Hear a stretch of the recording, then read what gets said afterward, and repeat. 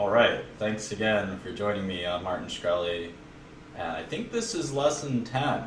Last quote-unquote lesson was a impromptu Valiant analysis, and it kind of illustrated one of our key points, which is that securities, the stock market doesn't force you to buy or sell anything, and sometimes there's a lot of news on a stock, and there's a lot of news on that one stock recently, but the idea that everyone should drop what they're doing and look at that one stock is kind of silly.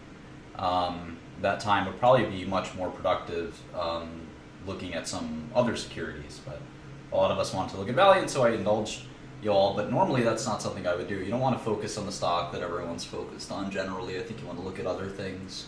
But in any event, I think this is going to be a really fun lesson. I prepared a bunch of material, and it's going to follow the same sort of format as before. We're going to spend probably a half an hour looking at some prepared material, and then we're going to go into probably about an hour and a half of various kind of research on internet stocks. That's sort of the field that we've decided to look at. So anyway, let me minimize my video camera. And let's pull up the material that I prepared. So we spent a little bit of time talking about a hedge fund called Renaissance Technologies last time. We talked about how it's one of the most successful, if not the most successful hedge fund of all time. And we talked about how it's pretty mysterious tactics to generate its successful returns, including hidden Markov models. We're going to do something look at something a little more pedestrian. There's a hedge fund called Steinhardt Partners.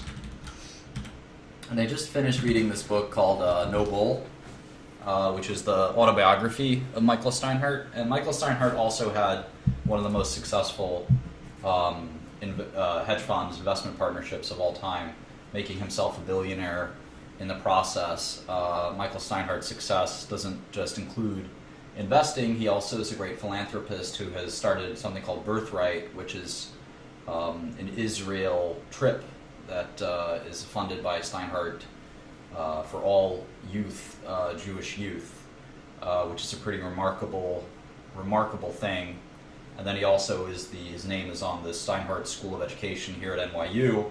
And finally, he also is a huge donor to the Democratic Party, not something I necessarily support, but again, he frequently communicates with the Clintons and other Democratic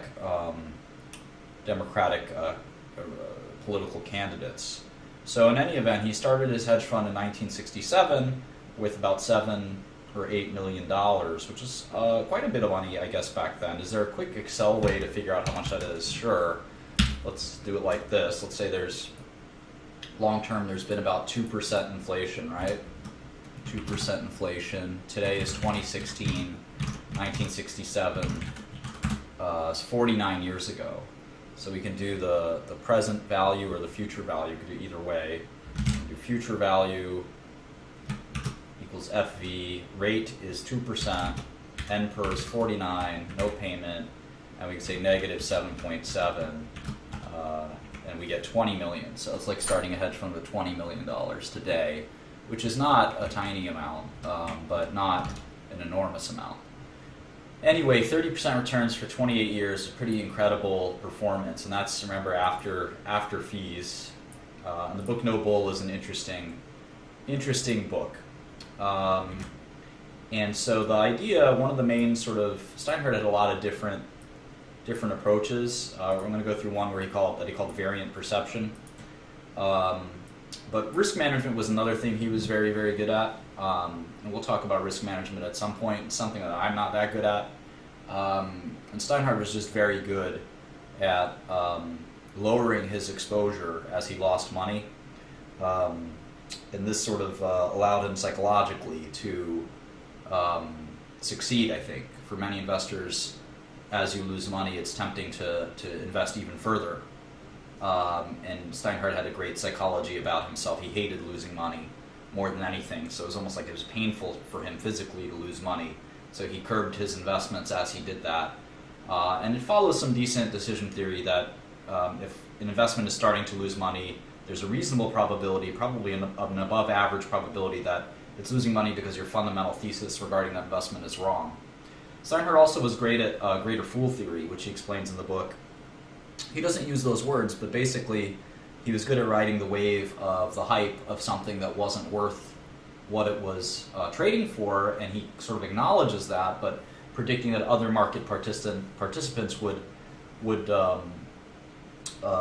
follow the chase and propel those shares even higher. I'm not a fan of greater fool theory by any means, but it is a phenomenon that exists. Information arbitrage was something that Steinhardt, I think, capitalized on quite a bit, knowing a lot of people that worked for him.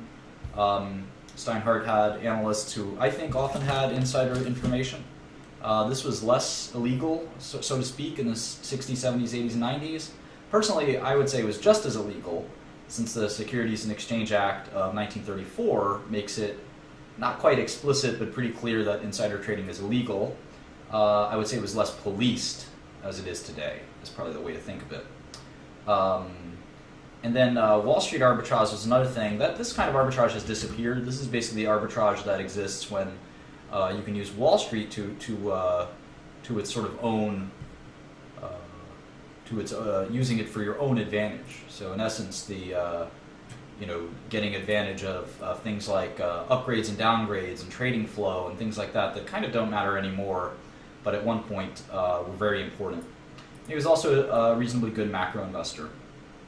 But anyway, let's talk about this variant perception concept. And so Steinhardt often would distill his ideas into this idea of what is the stock idea, what is the consensus view right now, what's the variant perception that we have that makes us different, and what's going to change things. And we know a lot of these sort of consensus views. A good example, let's look at the tech stocks that we've looked at briefly.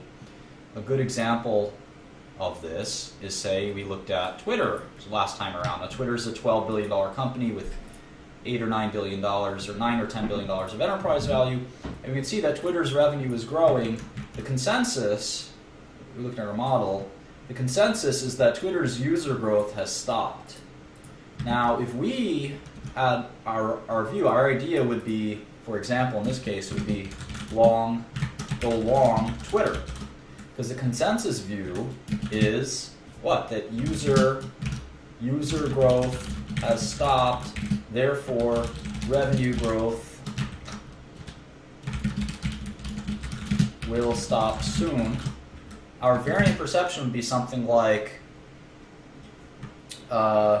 we have examined primary data that suggests Twitter's user growth will reaccelerate, and 1 quarter of slowing is not dispositive of a permanent stoppage of user growth. And the trigger event, what would the trigger event be? This is somewhat obvious.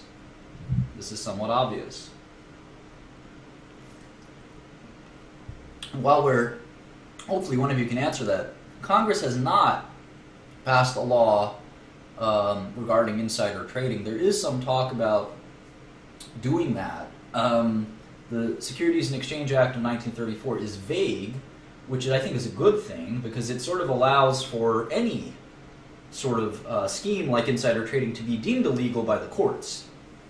And so some people want more clarity on that insider trading, because it is a complex topic. Tipper and tippee and material non-public insider information and breach of duty to not disclose, all this stuff is pretty complicated. So in any event, what is the trigger event? No, the trigger event is kind of interesting. The trigger event exactly would be the user number report or the quarterly report. So the stock should go up if the consensus view, which is that user growth has stopped, is proven wrong.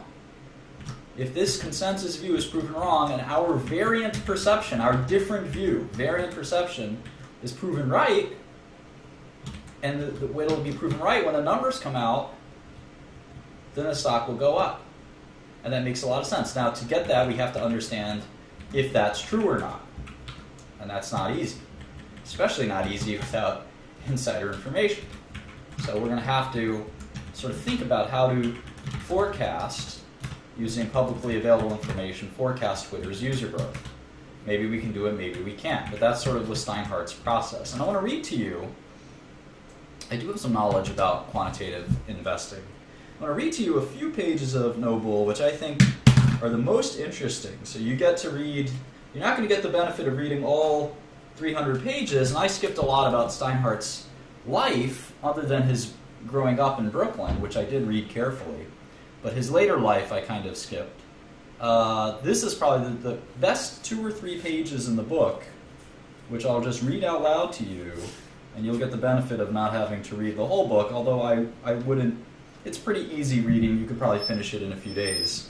All right.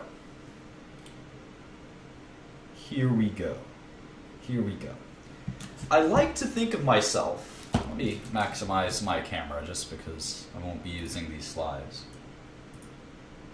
It's a story time with Martin. I like to think of myself as a fundamental value investor, but more often than not, I ended up selling too soon. I did not say that as a compliment, a la Bernard Baruch, who said, quote unquote, I got rich by selling too soon. My frenetic trading often resulted in leaving easy money on the table. A good example of this was our major involvement in International Business Machines, or IBM, but the list is almost endless. In mid-1993, we started buying IBM. Most analysts on Wall Street were negative. This is actually exactly the same situation right now for IBM. Most analysts on Wall Street were negative. The consensus view was that IBM had lost its competitive edge. The stock had never really recovered from the 1987 crash and was totally out of favor with the street. I loved this kind of variant perception. While I was not technologically competent, I strained to understand the complexities of the computer business. I sensed that with the massive write-offs IBM had taken again and again, and given its overall competitive strengths, whatever its problems, there would inevitably be a recovery. I just could not tell when. Louis Gerstner had just taken over as the chairman and CEO. I was one of the first investors to meet with him at company headquarters in Armonk, New York. Gerstner was genuinely pleased to learn that I was not only a supporter of his company, but was amongst the largest shareholders. The stock was depressed when we started buying, and we stayed the course, continuing to buy on weakness even when IBM hit its absolute low. On some days, it felt like we were the only buyers out there. Then the stock turned, and we continued buying as it started to move up. We had intended to acquire 20 million shares. However, we managed to buy only about 7 million shares before the stock began to attract new buying momentum. Surrounded by the negativism, I cannot say I was totally immune.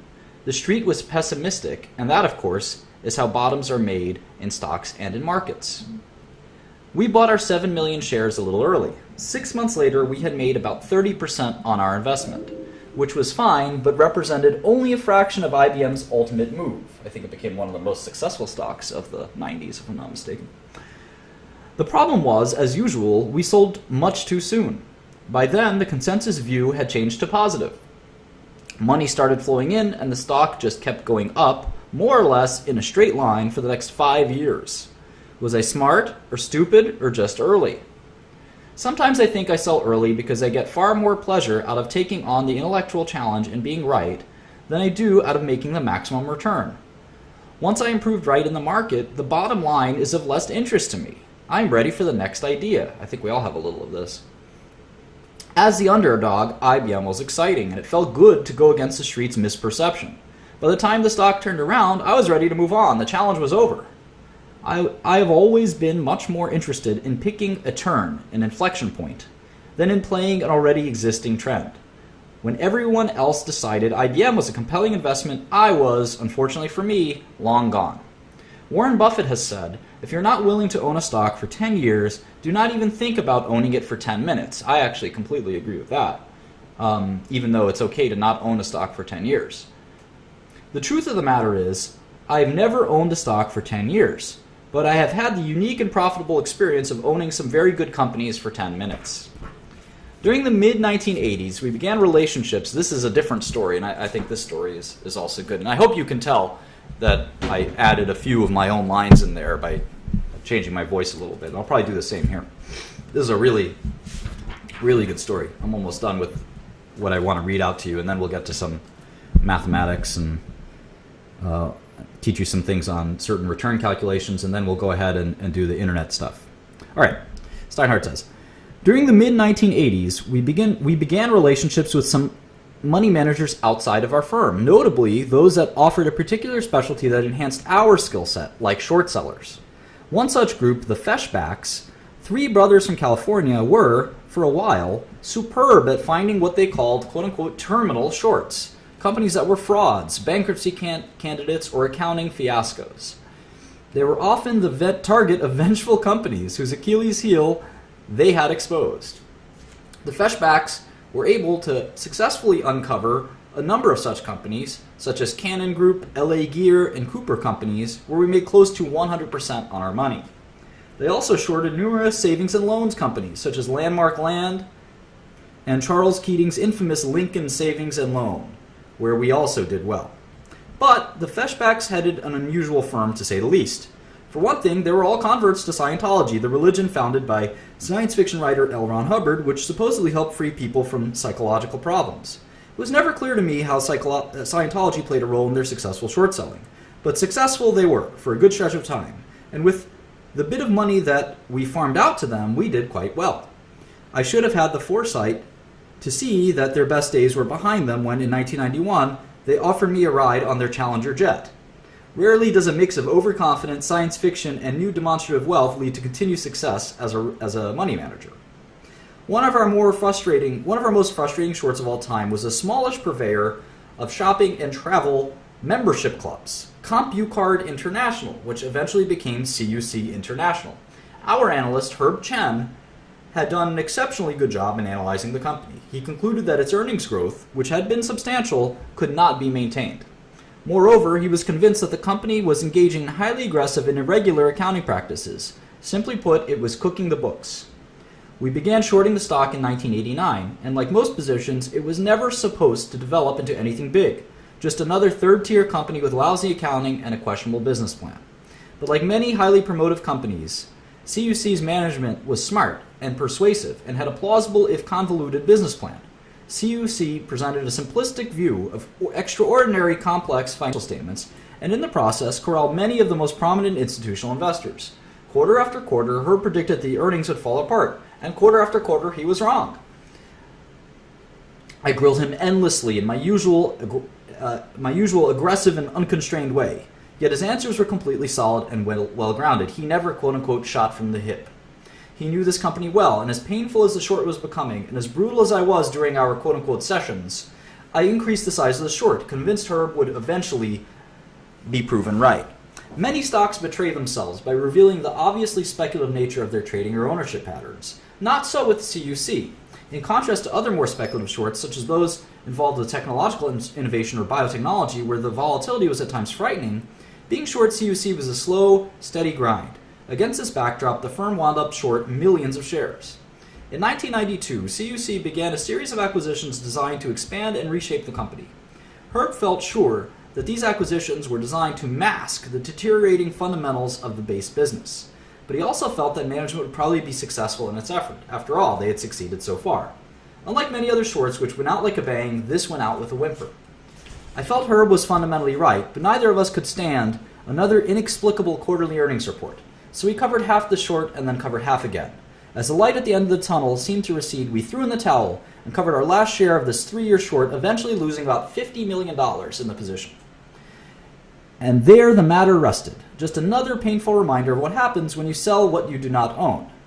Over the ensuing years, CUC continued its grinding advance, albeit without the noise associated with a large Steinhardt short position. In late 1997, however, the company merged with HFS Inc., another high-flying stock run by Henry Silverman. Within months, the new company, now renamed Sendent, owned up to massive accounting irregularities attributable to the old CUC divisions. The final post-mortem provided by the SEC documented what Herb had suspected all along. Almost as far back as the company's inception, it simply made up numbers to suit its needs. Each year's fraud had to compensate for the prior year's fraud, so the manipulation grew larger each year. When the fraud got too big for one company, CUC bought other companies. When it got too big again, CUC merged the company into an even bigger company. By the end, it was the largest accounting fraud ever. It cost investors over $19 billion and involved the creation of over $500 million in fictitious profits. No solace to us. In fact, the CEO of Sendit ended up going to prison for many, many years. So anyway, that was the excerpt of Michael Steinhardt's book that I thought was really, really interesting. Their hedge fund had grown at that point to many billions of dollars, so the loss was of 50 million was substantial, but not the end of the world. In any event, that was a little bit more about Steinhardt, and I think it makes sense to study some of these great investors. And next lesson, I'll do a third, maybe great investors. So those are two, Renaissance and Steinhardt, very different. One run by a machine, a bunch of computer programs. One run by Michael Steinhardt, just basically by himself and his analysts. The book is called No Bull. It's autobiography. So let's talk a little bit more about some fundamentals, and then we'll get to the internet stock. So I wanted to go briefly over some ratios, and these ratios are not meant to be calculated in absence of interpretation and in absence of using them as a tool to understand business and finance more. And so let me explain what that means in a second. Let's pick Apple. Let's look at Apple real quick. And it's nice because we have our model, right? Now, we did the income statement for Apple, but we didn't really do the balance sheet. Let me add a couple quarters in the balance sheet, because to calculate these ratios, you need the balance sheet. So let me do that. So we go to sec.gov. This is our favorite website, right? Go here. Now, ROI and ROIC are actually a little bit different, and the share drive has all of these files and things like that. So, in any event, I think I got this 10Q. Yep. Let me get the other one. 10K. It is hot in my apartment. Alright. I might open a window in a second. Where is the balance sheet? Here it is. Alright. So we should make a net cash section here real quick. All right, let me do one of these doohickeys.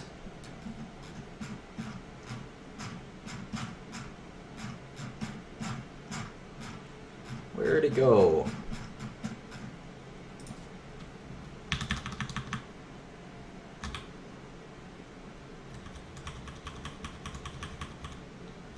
Let me kind of shrink this so I can just do it like this. All right.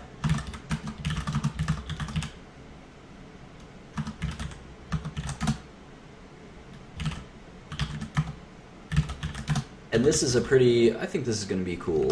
Deferred tax assets. Where did I put taxes? Oh, it's interesting. It's annoying. Goodwill. I wonder if Apple changed kind of the way they do deferred tax assets. They kind of just lump it in here now. Missing the line. +9.5. Missing the line still. Let's see. This is so weird. Let me start over. 21. Here it is. 21,120. All right, now I calculated two of these lines. 11,073. Other current assets. 9,550. All right, there we go. I think Apple changed it this year, the way they do some of these.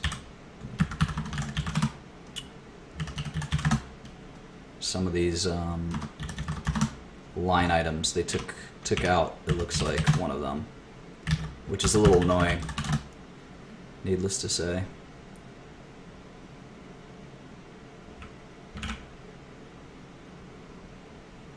Commercial paper is debt. Someone was asking, how do I know which is which? Over time you learn. Commercial paper is debt. Debt is debt, needless to say. Convertible notes, things like that. Term loan, those are all words for debt.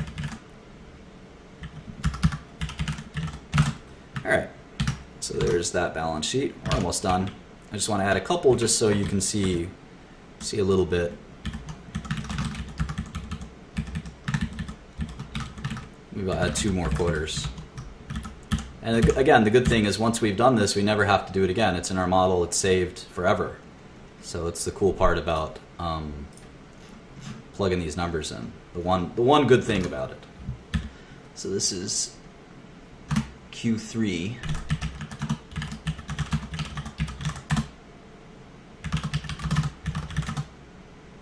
See, they have deferred tax assets here. So they stop reporting deferred tax assets in the next year. It's too irrelevant for them, I guess. Or maybe something more nefarious. Deferred tax assets. All right. And you can see the 273,151 from our sheet matches theirs. It should. Deferred revenue. All right. Debt. Got to include commercial paper. Other non-current liabilities. All right. Liabilities number adds up. The shareholder equity number adds up. We got 1 more to go. And then I can show you some of these cool ratios. And again, the ratios are interesting because they don't really mean a lot in and of themselves. You have to interpret them, which is kind of cool. They mean a ton if you interpret them correctly. I know a lot of people who don't know how to interpret them correctly, and this is pretty important. They're actually much more theoretical than they are, even though they're just simple mathematics. They're literally just quotients, right? They're ratios. The right interpretation of them can actually be quite illuminating.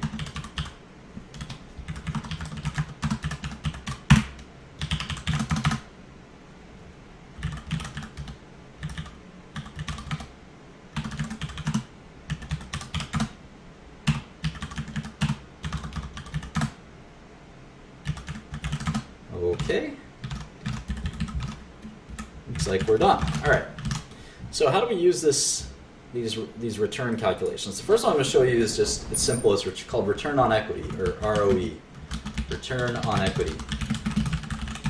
And what this means is the company, remember we learned about the balance sheet. Assets minus liabilities. Let me get out my notepad. Remember we learned about the balance sheet. We learned that assets minus liabilities equals, in a short term, it equals equity. And we often say shareholders' equity. And this makes sense. Assets minus liabilities is what's left over, right? If you had $5,000 in your checking account, maybe you were my dog or cat or something like that, and you had $2,000 in your cat credit card. This is approximately the balance sheet of my cat Mousy.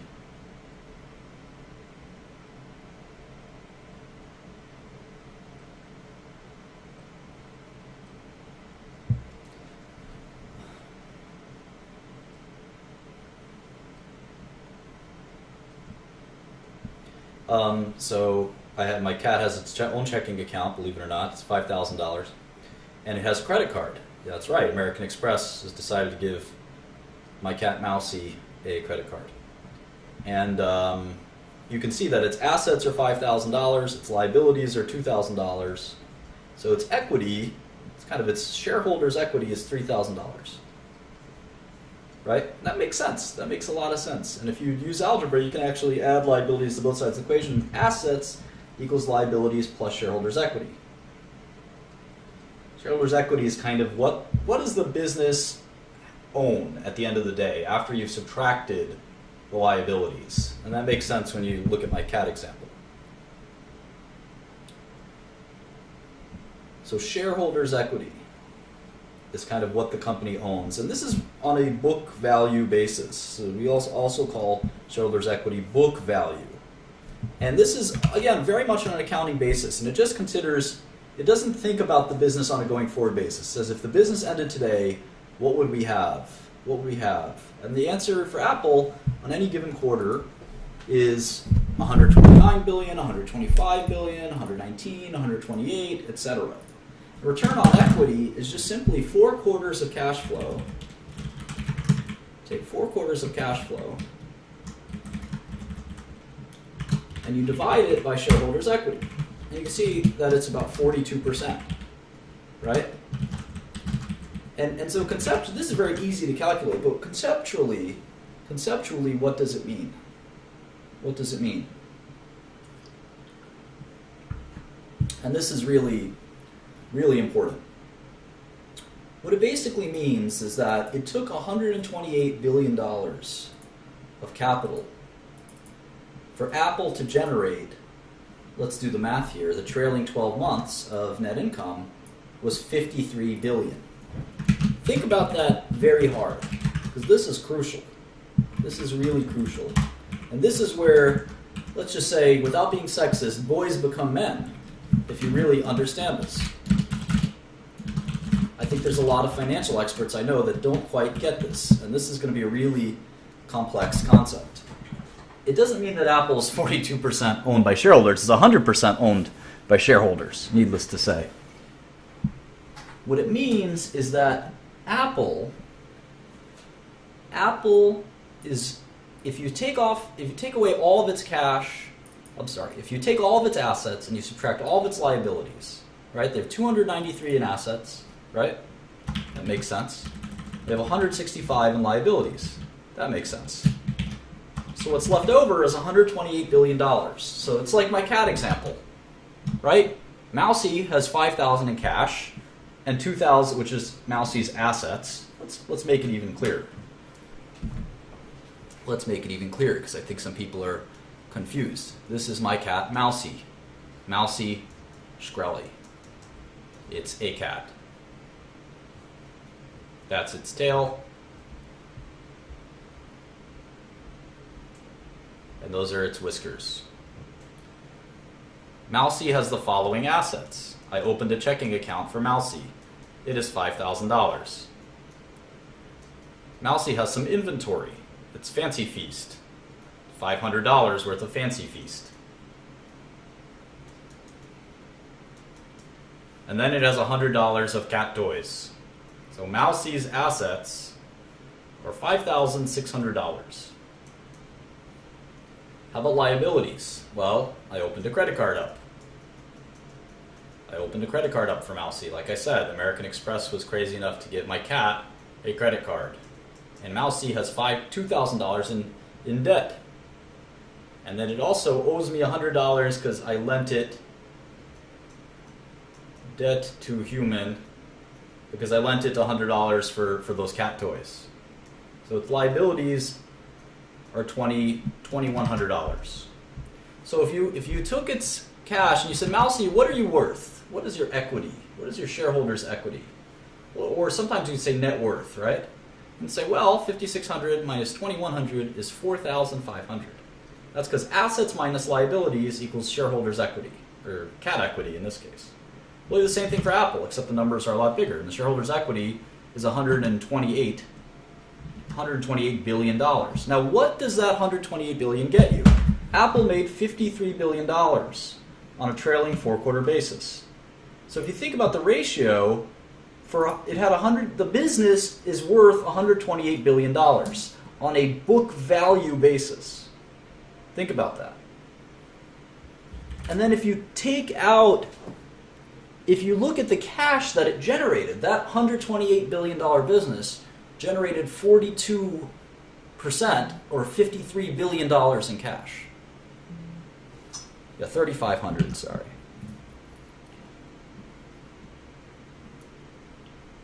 Wanted to see if you're paying attention. The point is, let's think about this further. If you could recreate Apple, let's say you could recreate Apple, would you like to be in this position where you spent $128 billion? That's what it would cost to recreate Apple, right? $128 billion to make $53 billion a year. Yeah, that would be great, 40% return, right? Well, you could actually try and do that, right? You could emulate all of Apple. Let me show you how. You could say, well, $215 billion in cash. Well, that's not a lot of money that a lot of people have, but you say, I can find a pile of cash. All right, what else do I need? Think about this. I only need $22 billion of property, plant, and equipment. All of Apple is run on $22 billion. That means that $22 billion of machines that Apple has, all that $22 billion, that's all it takes to make $53 billion a year. Think about that. Now there's other things. You have to have these accounts receivable. You have to be willing to go into debt to your customers by $13 billion. You have to be able to build inventories of $2 billion, but that's not that much. You have to have these receivables, again, debt to your customers, and all kinds of other assets. And at the end of the day, it will cost you in total about $300 billion to recreate Apple. But then you have all these liabilities. So the net is you will need about $128 billion. $128 billion to completely, in essence, recreate what Apple is. Now, obviously, if you recreated Apple, it doesn't mean that everyone would buy your products tomorrow. And that's sort of the big question here, is that why can Apple generate 42%, which sounds like a lot? They only have $22 billion of machines, and they're making $53 billion. Think about that. And they don't buy those machines every day. That's $22 billion has been steady. They don't add a lot to that. They only added a few billion. So that $22 billion that they spent a long time ago, it keeps generating $50 billion a year. It's unbelievable. Think about that. It's one of the most amazing concepts if it really sinks in. Let me show you a different one.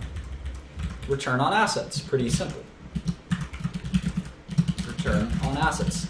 This is simply how much cash flow are we generating on our asset base. And the trailing 12 months cash flow is $53 billion. So it's 18%. That makes sense.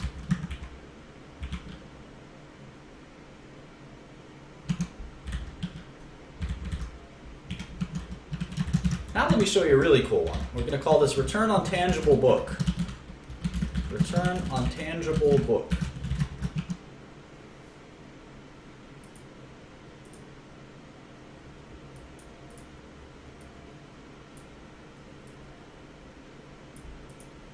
So book value is shareholders' equity, but we can take shareholders' equity and we can kind of modify it. What we can do is we can subtract goodwill and intangibles.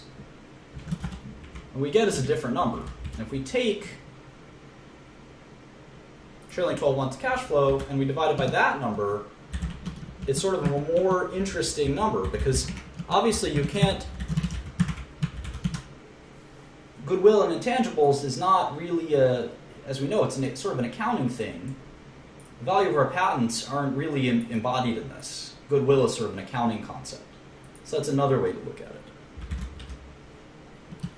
Return on invested capital there's a lot of different ways to think about this.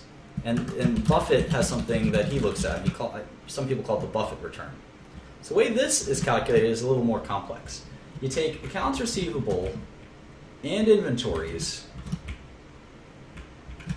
In fact, you take basically all of working capital. It's a different value. It's a different sort of calculation. You take all of working capital,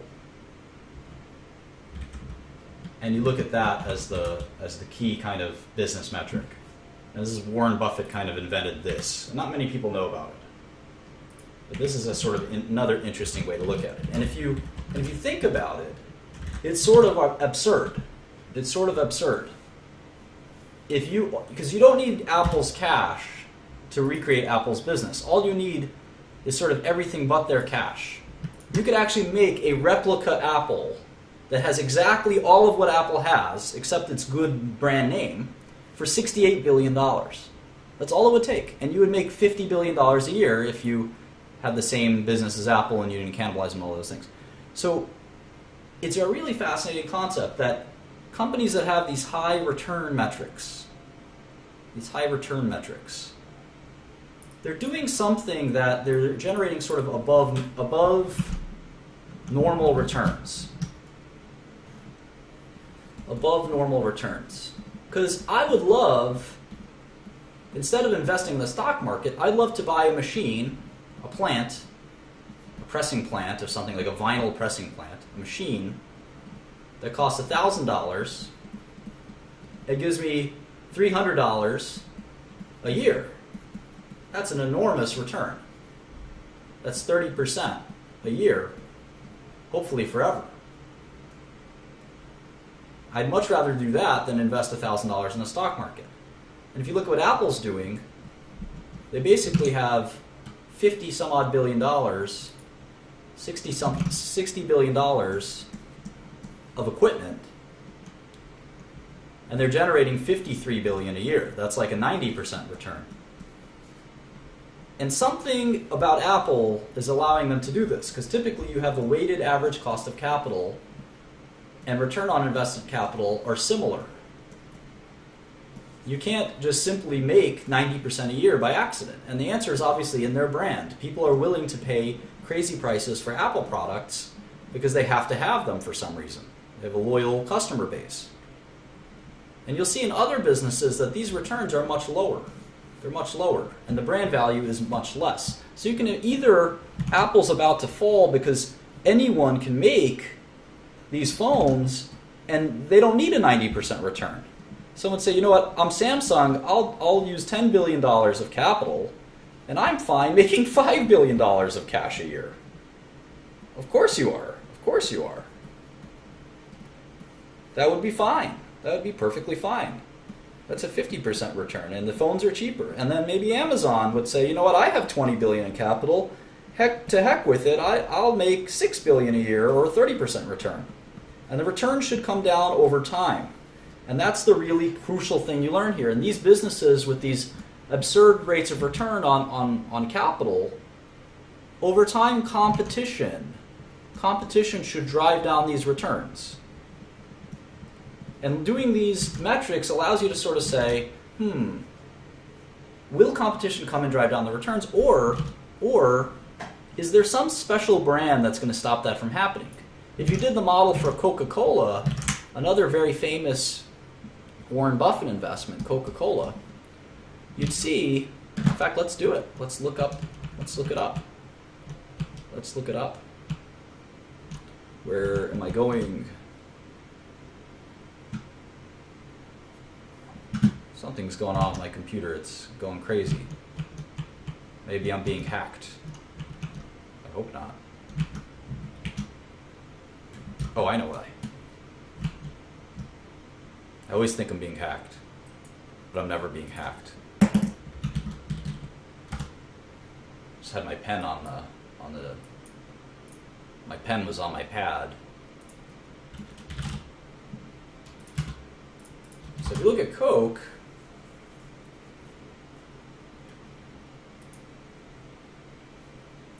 let's look at Coca-Cola.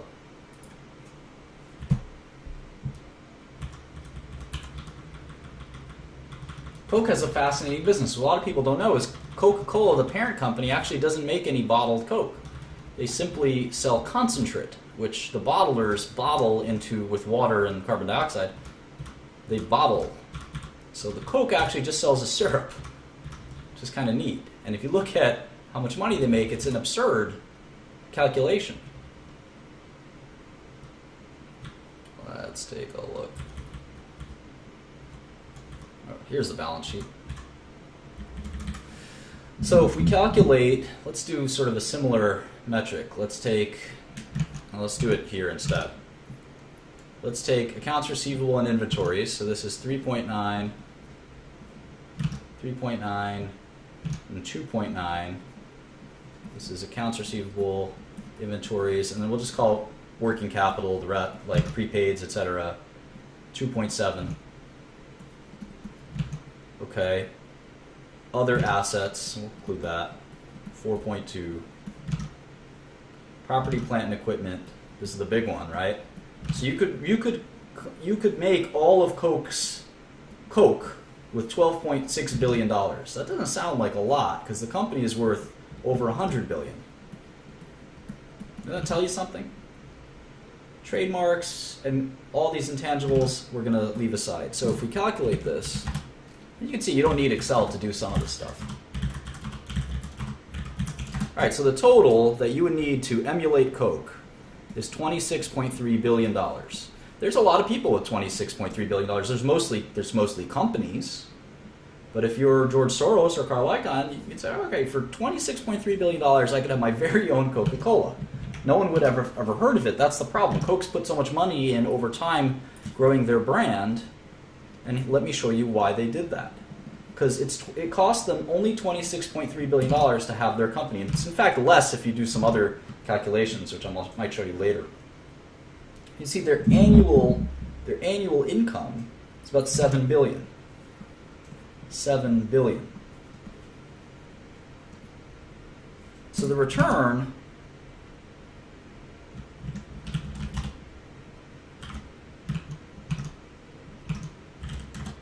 on that is a 27% return, which is very high. It's almost 30% return. And remember, this 26 billion, most of this that you only have to pay for once. You only have to pay for once. So if you think about it, if you're the person who started Coke, this is the kind of business you want to be in. You pay 26 billion at some point, and all you have to do from there on is collect $7 billion a year. You don't have to be, there's a discount rate.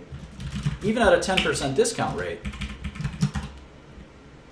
you can see that this is a hugely attractive investment. At an even smaller discount rate, it's worth about 100 billion in this case. And so why are they allowed to make 30% returns? The answer is the brand. Because even if you wanted to make a $26 billion investment in your own soft drink company, people will never have heard of it. Coke has a brand that lets their customers give them too much, arguably too much, net income. This is the net income. So using these ratios, you can kind of ferret out, what's going on in the company. And let me give you an example. Let me give you an example of maybe a company that's not like this. It's not like this. Let's look at GM. Let's do GM real quick. Do the same exact calculation with GM.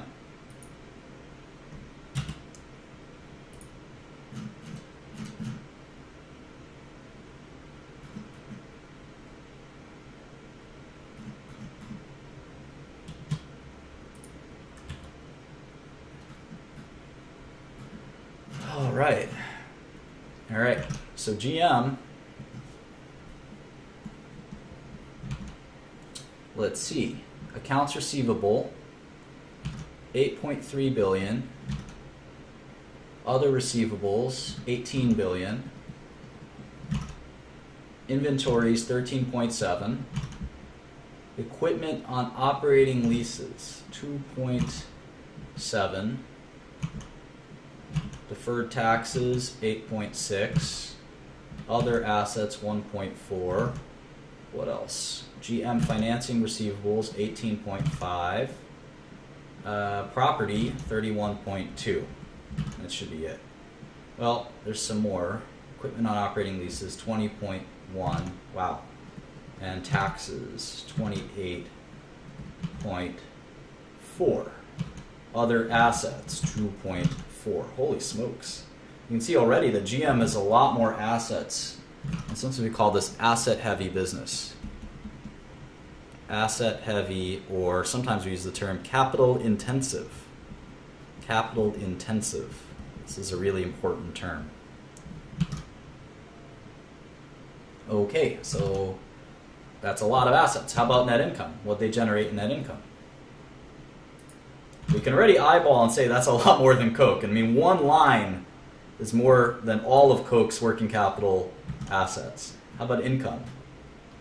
Okay, well, GM generated 9 billion in, looks like 9 billion, maybe 7.7 billion actually, because I had this weird tax benefit. So 7.7 billion in cash flow or net income. The same amount as Coke, both about 7 billion. But you can see that GM's returns are not that good. 8.3 plus 18 plus 13.7 plus 2.7 plus 8.6 plus 1.4 plus 18.5 plus 31.2 plus 20.1 plus 28.4 plus 2.4. That's 153 billion in assets. And 7.7 divided by 153 is a 5% return. That's a more normal return. 27% return is insane. 5% return on all this capital. You'd have to build all this just to make $7 billion a year, whereas Coke only has to build $26 billion to make the same amount. So it's a pretty complex concept, but I hope this illuminates a little bit on how capital in the balance sheet is interpreted. It's not just calculating these numbers doesn't mean anything. It gives you clues and insights into how the business works, and that's the important part. All right, so let's go ahead and look at LinkedIn, which I know a lot of you folks wanted to look at. I'll close down some of these models, and we'll look back on some of them later, perhaps. But let's look at LinkedIn. We don't have a LinkedIn model, so we're going to have to build one from scratch. And as we get more and more experience in all this, we'll be able to continue to kind of look at these companies and derive some really cool insights as we become more of an expert in one area. LinkedIn, $113 a share. So how many shares outstanding? How many pieces is this pie divided into? Ticker is LNKD. So you go to SEC's website, we type in LNKD, LinkedIn. Your 10K has been prepared and filed. We see on the front page it says 116 million shares of Class A and 15 million of Class B. Usually these classes are just votes. They have different kinds of votes. So market cap should just be the product of the two, and it's about a $15 billion company. So not too far from Twitter size, a little bigger perhaps than Twitter. I just like to write here because the quarters will change every quarter, so I want to write what quarter I'm taking this from, at least from a calendar perspective. So where are the financial statements? Here they are. Balance sheet. How much cash? About $3 billion. About $3 billion. Yep. How about debt? Convertible senior notes. That is debt, my friends. 1126. 534. All right. So they have about $2 billion in cash, so $13 billion enterprise value. So let's put in some of this data.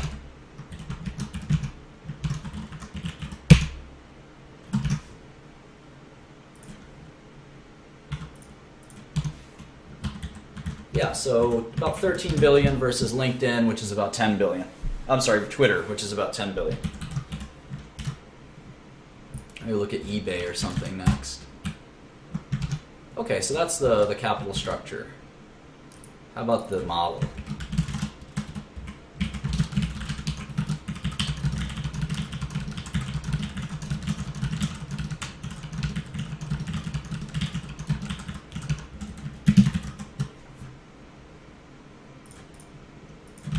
We can get the annuals just from this report right here. In fact, it's always fun to take a quick glance. It's like a preview. You see their revenue growth actually reminds me of Twitter. These numbers are almost the same, right? 1.5, 2.2, 3 billion in revenue. And if you look at the income statement, it's not that different. It's not that different, other than the depreciation is an enormous amount. Let's look at the cash flow statement. See if that tells us anything. The cash flow statement paints a very different picture. It's a very profitable company, according to the cash flow statement. But if you add the PP&E, so you just look at free cash flow, you can see it's about $300 million. And they broke even last year before that, and they made about $100 million a year before that. So it's making a few $100 million a year, depending. And in these tech companies, they choose to, quote-unquote, reinvest quite a bit because they don't want to kind of spoil their future. And so they sacrifice short-term earnings for long-term earnings, which often makes sense. So let's look at the Q4.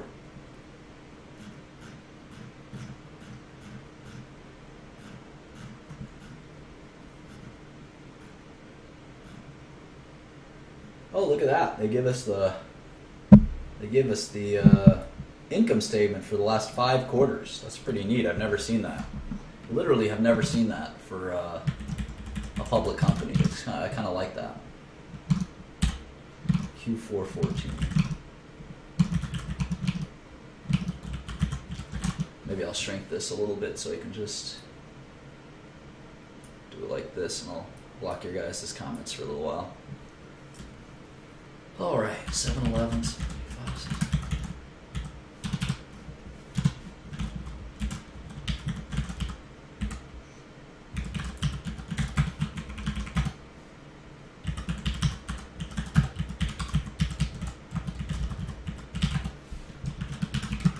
I'm going to exclude DNA, although perhaps I shouldn't. I'll exclude it for now.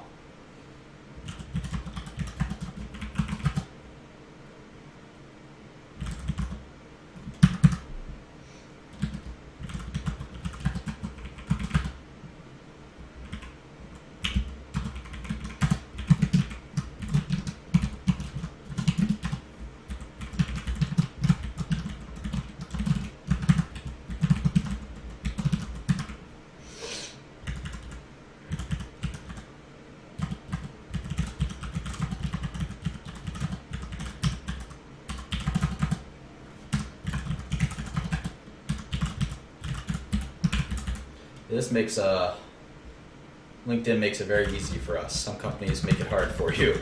I don't think it's ever intentional. And I can tell you, as a CEO, you don't really care how your press releases are, or how clearly they're written. By the time the quarter is done, you're exhausted. As long as they're accurate numbers, that's all you really care about.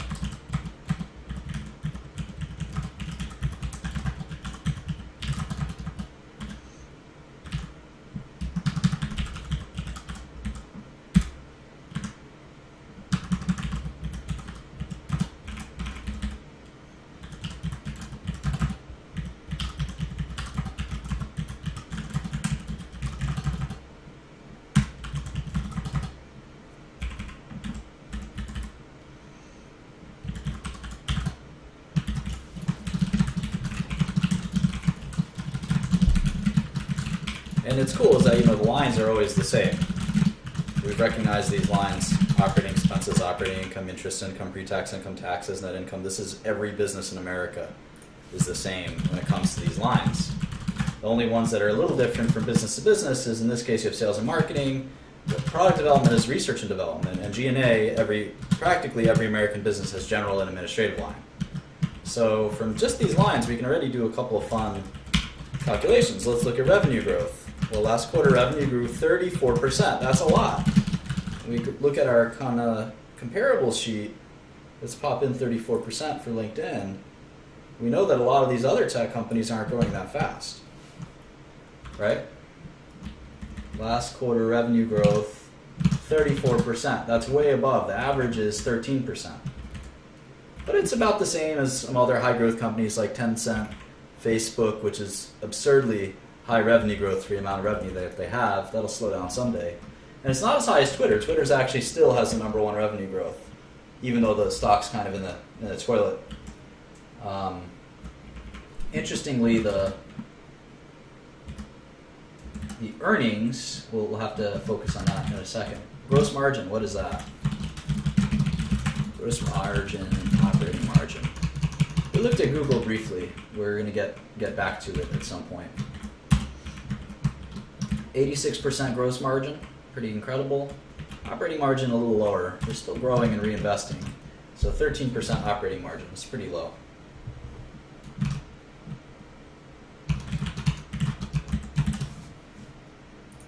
You can see the averages. The averages are lower gross margin but higher operating margin, and LinkedIn's got it a little bit backwards, I guess. See if we can get revenue growth. Well, let's see. Looking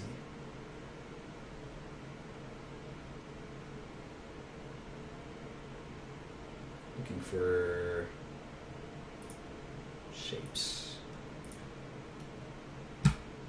I just want to look at sequential revenue growth real quick because it's kind of remarkable the way they grow revenue sequentially. You can see that Q1 is a weak quarter for them, just same way it is for Twitter. But then they grow 10% every quarter sequentially, which is pretty crazy. So if they do that again, even if they do a little less than that, 2016 revenue would be about 4 billion, 3.9 billion. So revenue is a bit higher than Twitter. Earnings are a trickier subject. Let's see what the gross margin has it fluctuated. No, it's been about 86% every damn time. So you can pretty easily forecast it'll be 86% again.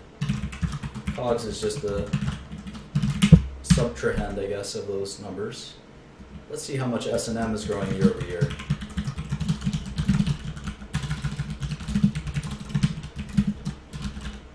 As well as R&D and SG&A.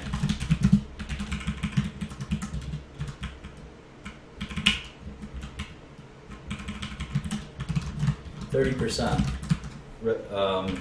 It's interesting. Their cost growth in some cases is higher than their revenue growth. Very, very interesting. They're definitely investing quite a bit. Let's see here. R&D especially. Let's say they can moderate a little bit that expense growth. Let that operating income breathe a little bit. They have a little interest expense from debt. Eventually they'll pay some taxes. I think maybe let's say they'll pay 25% taxes. So you can say that the operating or net income for next year will be about 300 million. So they're quite a bit more profitable than Twitter. They've reached their scale a little bit. Let's make some guesses on their earnings ability. So maybe it's 22 times earnings for next year.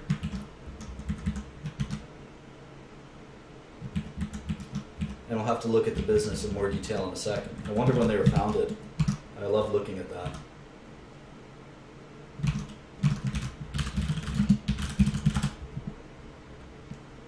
(2002). Wow. I could have started LinkedIn in 2002 and it'd be worth 15 billion or 12 billion today. Instead, I went on a career of pharmaceutical investing and I made only a fraction of that much money. Now, having said that, LinkedIn, let's see who their largest shareholder is. Well, it's owned by a diverse array of institutional investors. Let's see about their Class B stock, which I think has higher votes.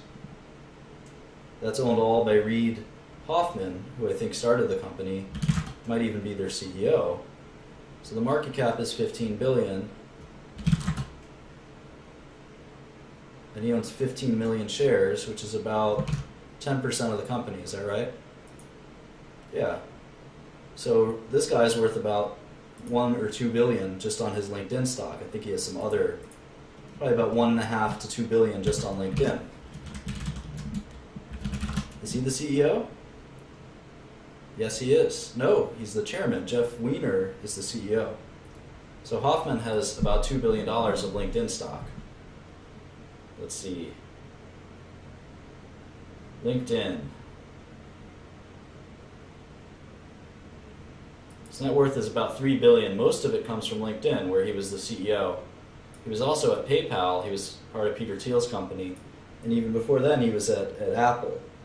So he's been around the block in tech. He's one of the most well-known tech people, isn't he?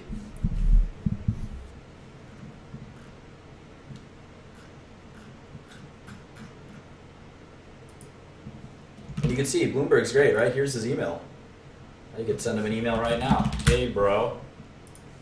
How do you feel about the Farmer Bro sliding in your email? Is that a good idea? I don't think it's a good idea.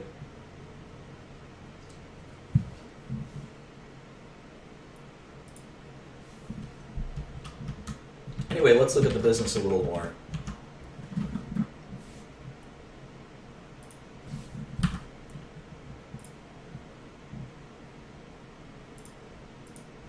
So I like to read 12 months of press releases.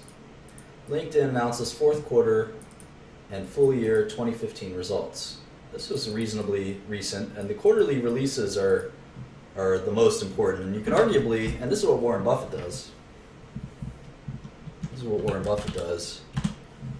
Sort of have, I like to joke, a company should put out 3 press releases in a year. Q1, Q2, Q3, and the full year press releases. So arguably the 4 most press, of course there's going to be other press releases, any acquisitions, new products, management changes. But arguably the most important press release for any company is their full year press release. And then the second, third, and fourth are these 3 kind of unequally. And then certainly these can be important press releases. A new CEO, new product, bought a company, sold a company, whatever. They're all important, but full year, very, very important. So here it is. LinkedIn announces fourth quarter and full year 2015 results. All right. The world's largest professional network on the internet reported results for fourth quarter. And the transcript of the prepared remarks is in this press release, so that's pretty cool. So we don't have to listen to the conference call. Or at least we don't have to listen until we hear the questions part. Q4 was a strong quarter, bringing to a close a successful year of growth and innovation, said Jeff Weiner. We enter 2016 with increased focus on core initiatives that will help drive growth and scale across the portfolio. So basically this entire 2 paragraphs, I don't see anything in here that's worth reading. It's all kind of corporate speak. During the quarter, LinkedIn made solid progress against its long-term product strategy to create value for members by connecting them to opportunities. So LinkedIn is kind of about job opportunities, isn't it? We launched our reimagined flagship app in December, creating a more streamlined experience for members to follow personalized and relevant content in their feed, and continue to scale the number of jobs on the platform to now more than 6 million open listings. So that's kind of, maybe we'll track that. If you read these press releases, you should be taking notes. You should be taking notes in your model. 6 million open listings. Revenue increased 34%. Okay, we have that in our model. Here we go, talent solutions. Talent solutions. I don't know what that is. Talent solutions. Maybe we'll make that on the front page too.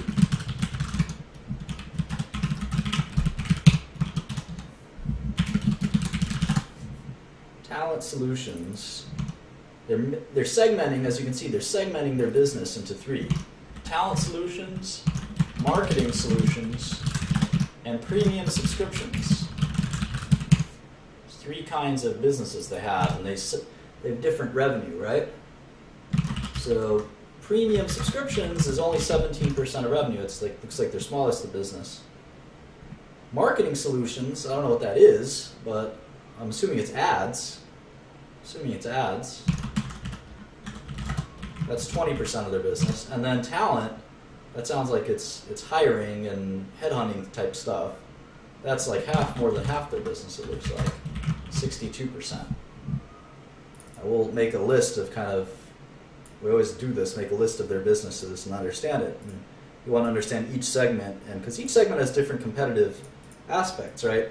I mean, we looked at some of the advertising businesses, like here, competition for internet advertising content. I mean, that's Facebook, that's Google, right?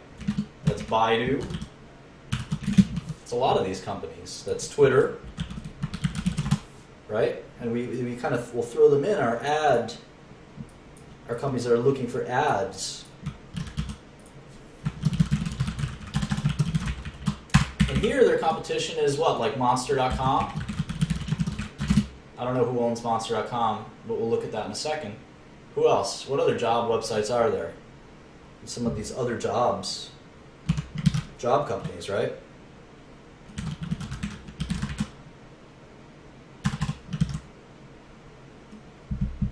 Baidu's stock ticker, I think, is BIDU.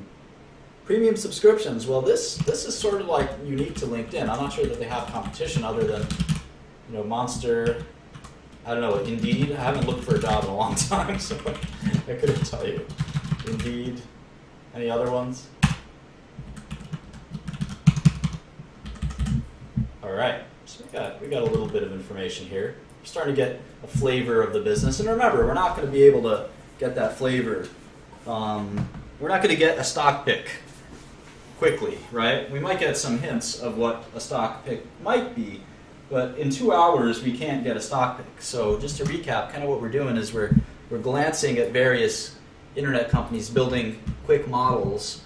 Let's say we're up to what? 6, 7, 8, 9, maybe 10, 11, 12. So what we'll do after this is, because we'll have like 12 skeleton models, what we'll do, and then we've done this sort of overview process for each company, which I think is very healthy. And if you feel like this is getting repetitive, that's too bad. I think it's good. It's an iterative process. But after we're done with that, we're going to start to mix in just getting brief introductions to the company. We're going to start sprinkling in more heavy-duty research.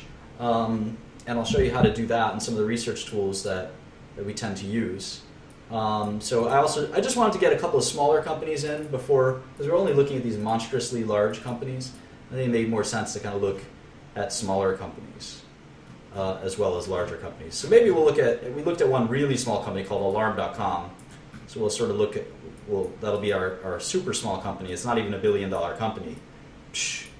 And then we have sort of mid-sized companies like LinkedIn and Twitter, and then we have these mega companies like Facebook and Google and Microsoft. So anyway, let's keep getting acquainted with LinkedIn. So they have these 3 businesses, right? Talent, marketing, and premium. Talent, marketing, and premium. And again, this is cool because when you talk to, as you get to know this industry, you have to meet people as well. And if you meet someone on LinkedIn at a cocktail party, you can now say, well, do you work in talent, marketing, or premium? And they'll have a big smile on their face and say, how do you know what that is? And you just say, well, I follow the industry very closely.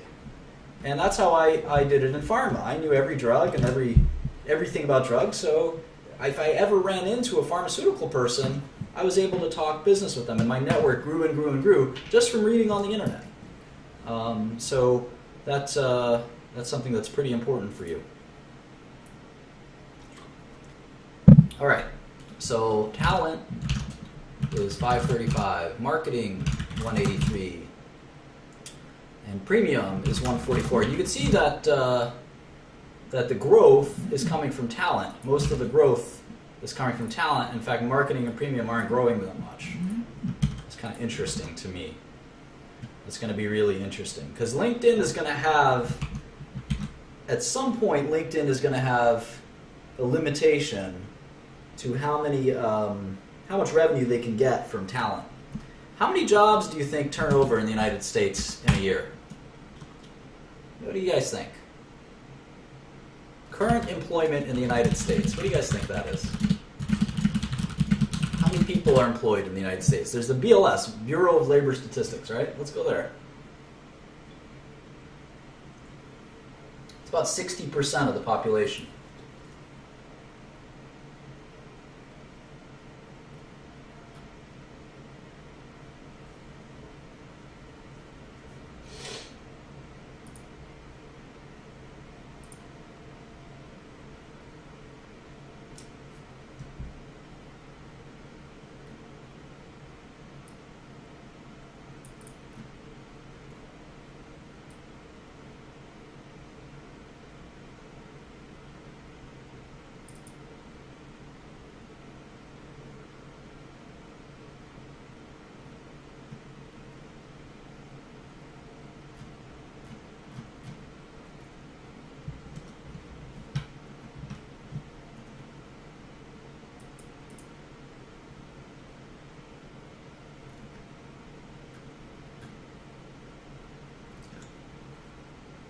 The civilian labor force is 158 million people. We're gonna have to track this.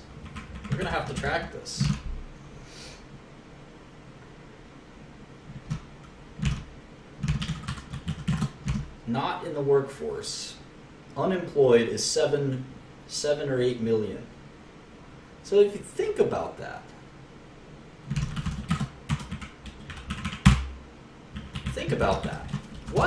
what jumps out to you right now? What jumps out to you about this? Something should jump out at you.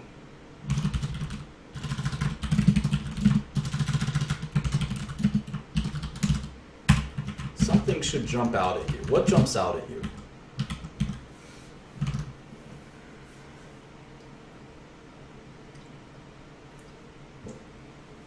Well, most people who are not employed are very old people or very young people. That makes sense that there's going to be a lot of people unemployed. What jumps out at you?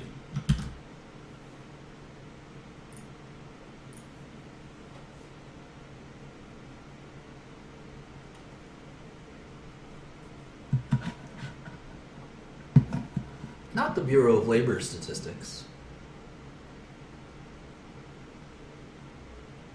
Yeah, there's 6. Exactly, very good job, Isaacs. There's 6 million listings on LinkedIn, but only 8 million people are looking for jobs in the US at least. How much more can they grow? I mean, they've got a lot of market share. And I know they use LinkedIn everywhere, so what we're going to do is we're going to calculate labor force participation globally. But there's still going to be some ceiling on how much they can grow. Yeah, we're gonna model and look at this in a second, but it's fascinating to me.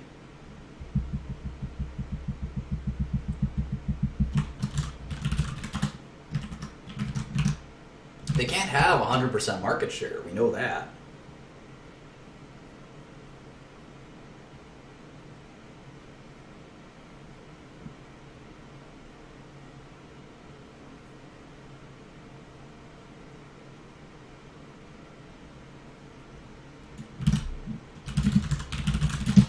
Census gives us our population. It's 318.9.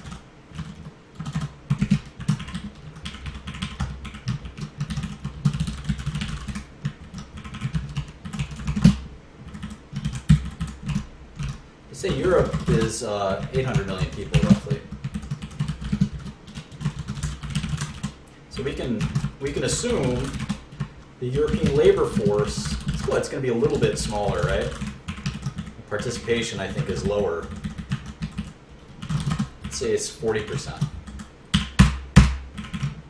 And let's say the unemployment rate's higher.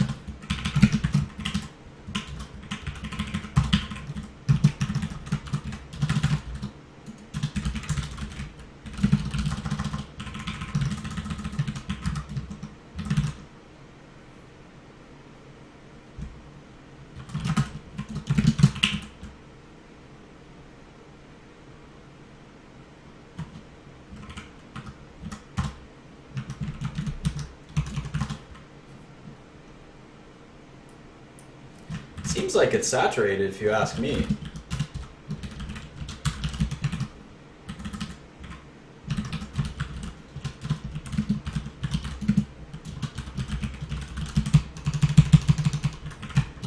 All right. So there's 30 million people unemployed in the US and Europe by rough calculations. And they already have 6 million of those, so 20%. That seems like a pretty healthy market share. Let's just keep that stuff in the back of our head. Keep thinking about it. Is it 9%? Let's keep thinking about it. I'm not saying that we're making any conclusions, but this is data that we're going to have to sort of think about, because this isn't just an internet company. This is an internet company focused on jobs. So we're going to have to learn a lot about jobs. That's the cool thing about, there's a lot of things that we gotta, there's the biggest thing we gotta think about is churn, or the amount of turnover in those jobs exactly, and then how much of them go to a company like LinkedIn, how much of them are filled internally. There's a lot of things that we gotta think about, but as we kind of conceptualize this business, we're learning more about it. And again, the awesome thing about looking at a sector is you get to focus in your knowledge on one area of the economy, but you still get to see, no matter how much you focus in, you still get to see little patches of different things. Right? With Priceline, we're going to learn about the travel business. with Facebook, we're learning about sort of how people spend their free time. It's a very Maslowian and psychological phenomenon, things like Facebook and Twitter. Whereas LinkedIn, I mean, that's also Maslowian, right? It's just our jobs hierarchy. And things like eBay, we're going to learn about commerce. I think this is going to be a lot of fun. Netflix, entertainment. So this is going to be a ton of fun, and you get to learn about all kinds of human phenomenon, economic phenomenon, social phenomenon. Anyway, let's get back to work. So EBITDA was 250. EBITDA, you should name your dog EBITDA. It's a cute name. Earnings before interest, taxes, depreciation, and amortization. So if you think about that, it's 250 million. Now, DNA is important in this business because of the cash flow and free cash flow situation. We're going to talk more about that in a second. So they gave guidance, revenue of 820 million. So you see that they are projecting a big sequential decline. I have 850 in here. It looks like they're expecting an even tougher quarter than I was thinking. So 820 million, which would be down 5%, and only a 29% year-over-year increase, which is fine, but interesting nonetheless.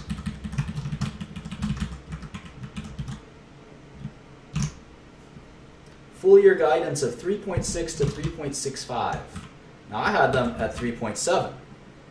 So in Q4, guided to 3.6 to 3.65. Let's see if they beat that. Usually companies set low expectations. Again, I'm not a big fan of that either, but that's typically what happens, right? All right. Cumulative members grew to 414 million. So that's how many members they've got. 414 million. And this is, again, pretty interesting.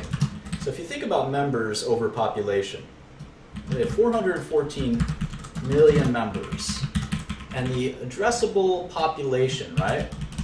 Addressable, or let's just say let's look at the US plus EU labor force. Labor force. So if you add the US labor force and the European labor force, they've got, I know there's other countries, they've got 500 million labor force in the US and Europe. They've got most of it on LinkedIn, 87%. Now we're going to have to add, LATAM, we're going to have to add, all of those other territories. I'm assuming China's got a very big, potential area. So let's keep going. This is kind of going to be a fun way to do it. Definitely, the cumulative members metric is going to be really important for us to track. Unique visiting members. I don't know that. I mean, we probably do want to track that, but I think it's going to be interesting.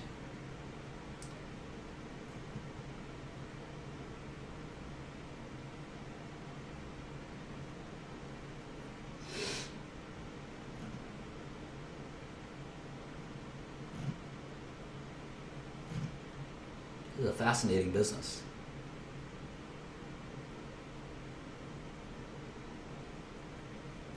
You can see the currency adjustment, 37%. 39% on constant currency, so I'll add that in here. Incredible growth, really.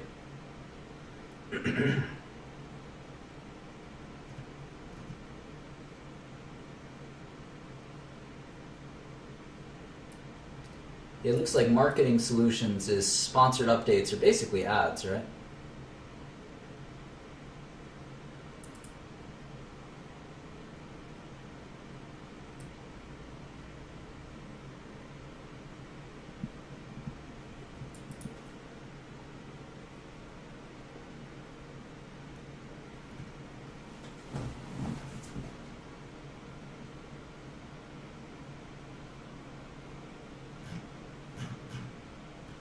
Yeah, I actually want to do some of the balance sheet stuff too. And again, it's nice of them to give us this sort of multi-quarter setup. Usually don't get that.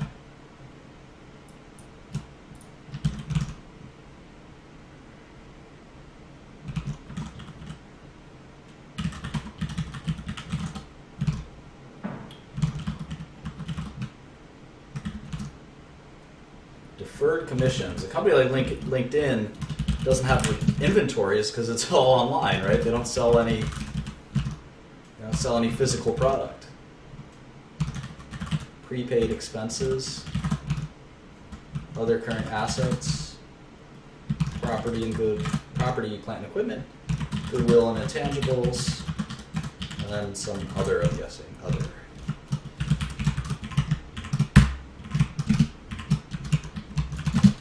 Now I want to be careful because I'm doing the income statement in thousands, in this one in millions, and I'm doing this one in thousands. So let me just fix that. It should all be the same, right?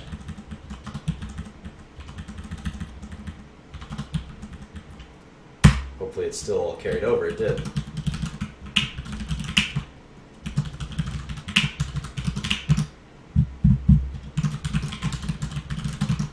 Cool. I guess I should just do all the assets like this.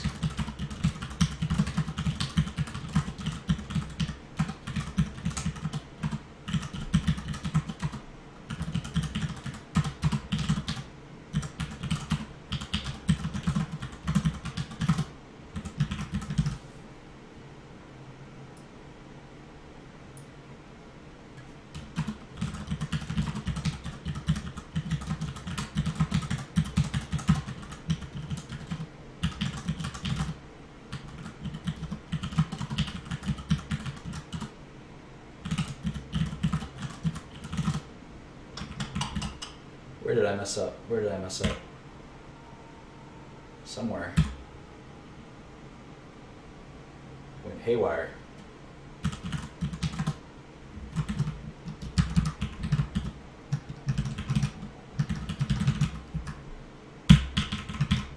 Start again.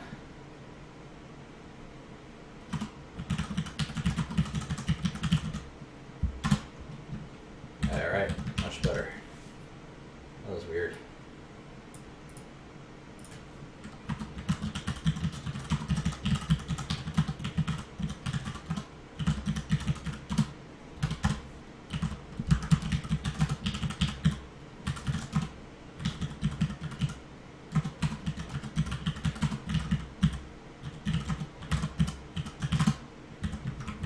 All right, last one.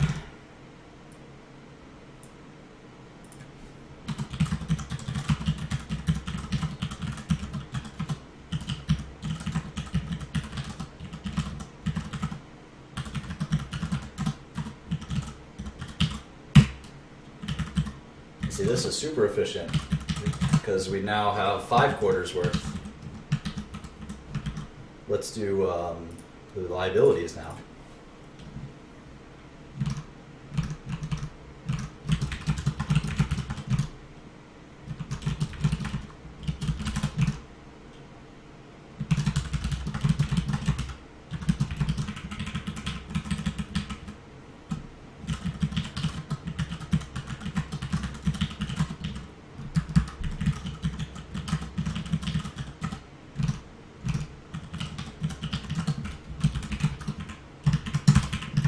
Ooh. That feeling when you hope the balance sheet balances and it doesn't.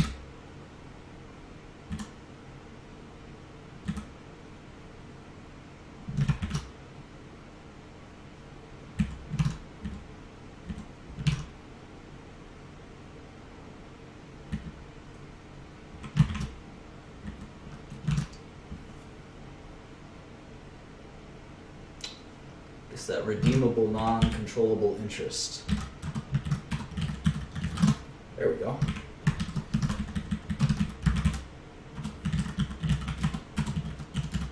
I've actually caught public companies with mistakes in their SEC filings. I always love it when that happens. That's when you know you've really been doing your homework, when you point out a typo to a public company. That's when you know you can get a gold star for financial understanding.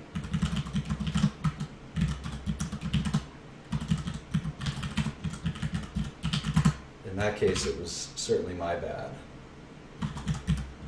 And nor did I think that there was something amiss. Just simply had to understand what I was doing wrong, but possibly it could be a typo.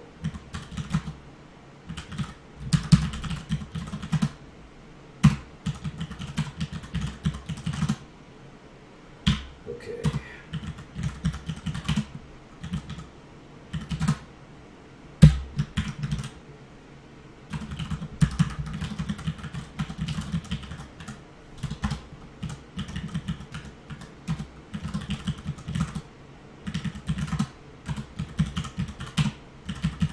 All right, so we're done with the balance sheet. And so we can actually do some of our return on asset, return on investment, stuff like that. And this is kind of cool because it's a tech company, right? So if you think about return on equity, we've got 5 billion, right? 5 billion of shareholders' equity, and we take trailing 12 months net income and divide that by shareholders' equity. LinkedIn just isn't making much money. We look on like return on, maybe do the Buffett return. Let's just cherry pick what it is.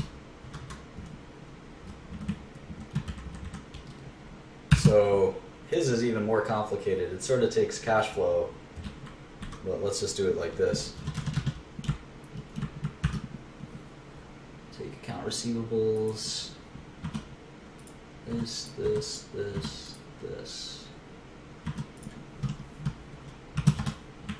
It's still pretty low.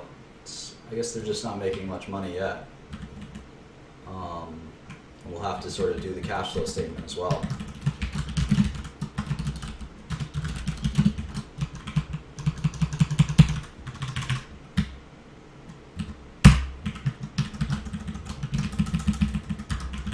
Let's see if they do the same thing with cash flow.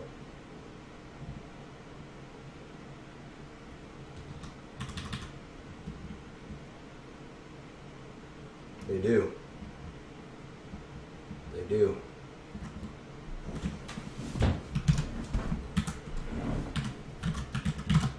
God bless them.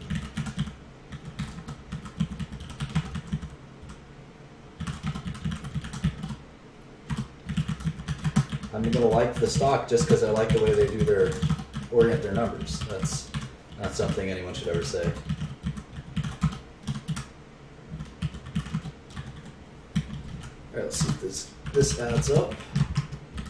Cool. So 176 million in cash flow from operations, 177 million in cash flow from operations versus our model net income of 122. Where is the delta?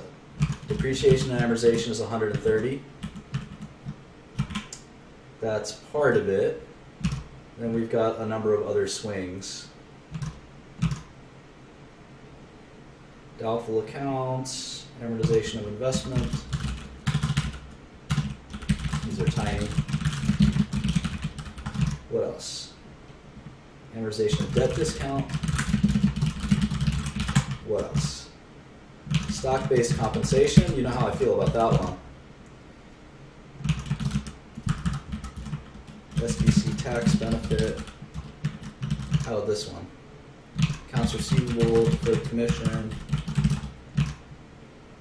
prepaids, accounts payable, taxes, deferred revenue. Alright, so how about CapEx? Or net additions to PP&E, right? Purchases of property, plant, and equipment, 178 million. So this is amazing, right? LinkedIn is actually losing money. I think this is a short. I'll go through that in a second. But my spider senses are tingling for sure. And now if I add fee cash flow and I do the add back of stock-based compensation,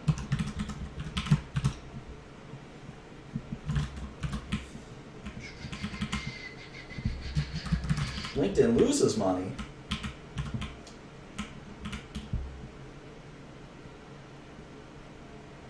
My spider senses are definitely tingling. I say that when I think I've got a good stock pick.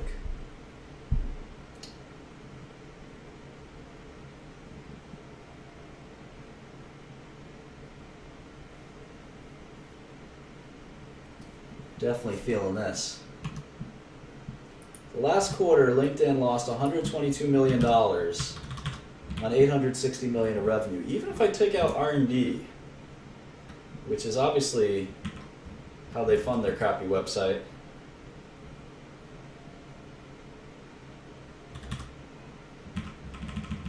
Still wouldn't quite be profitable.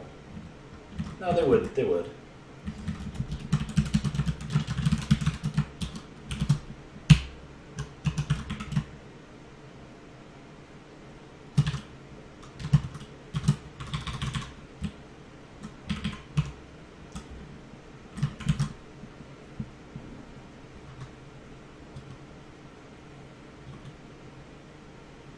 That's giving them a lot of credit. That R&D is completely, a waste of money, and that they can fix that. And I don't think that that's the case. Revenue growth is slowing. They've got all the users they could possibly have. I don't know. Looks like a mess to me.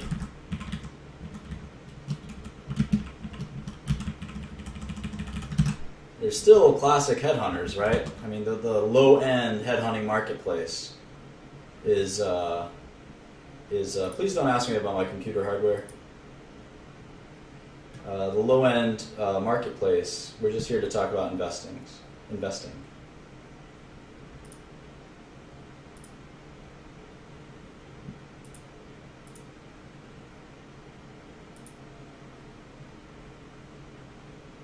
Yeah, I think this could be a great short. The revenue growth is phenomenal, but it will slow or stop at some point, and their margins are just terrible.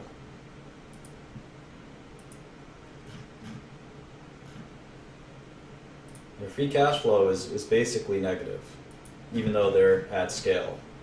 They have 3 or 4 billion in revenue.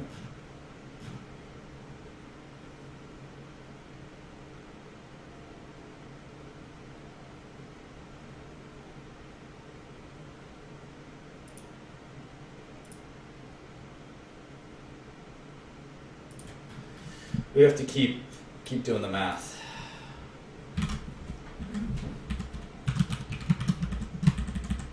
And I think I want to add DNA back as a line. Because it's so big.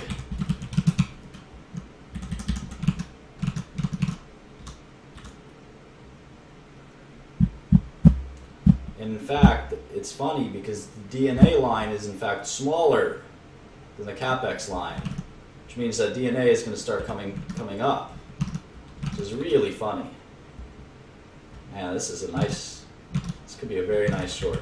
I think it's been a high flyer too.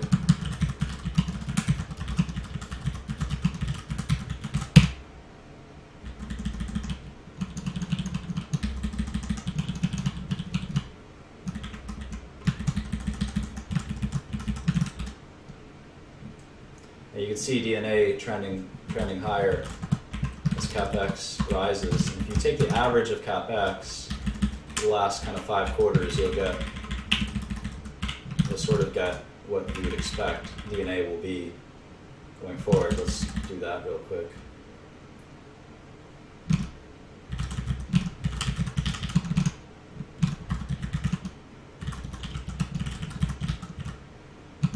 It's a decent way to forecast it.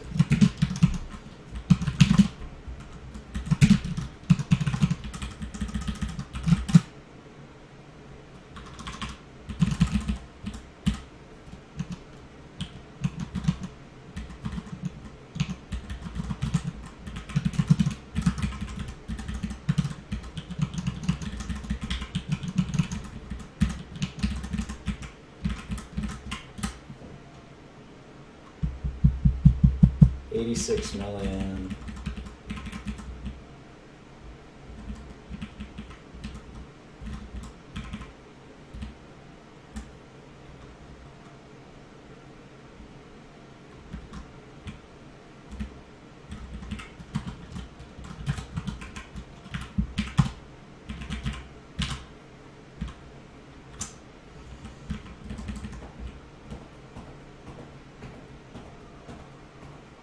Could be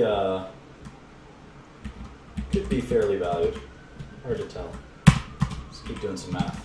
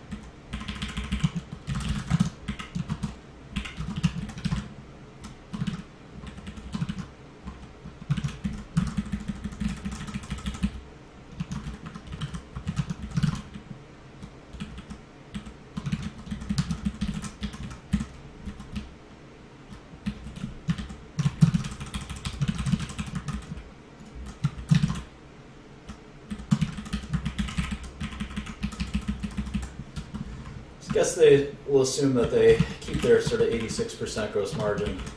It is a website after all. The only question is, what is their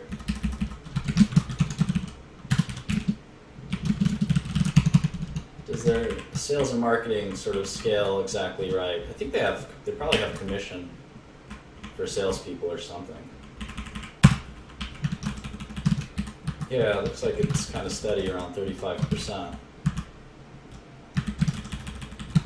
So maybe we keep it at 35%.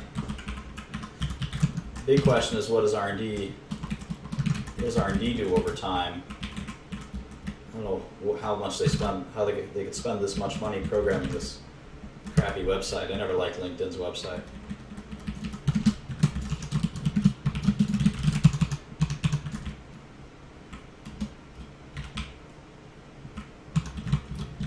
%, should decline over time. Can't keep the business going with all that money going back into R&D for a website. Maybe you can, I don't know. Should drop.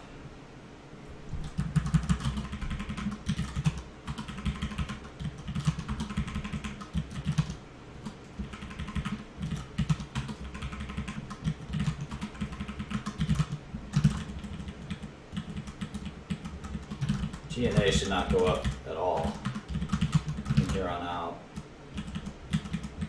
D&A, I don't know what the heck is in there.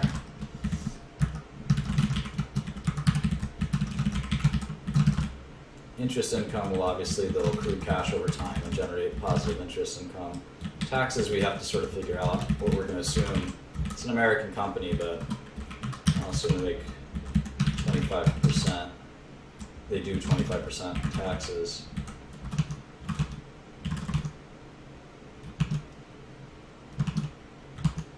Let's just do the net cash thing.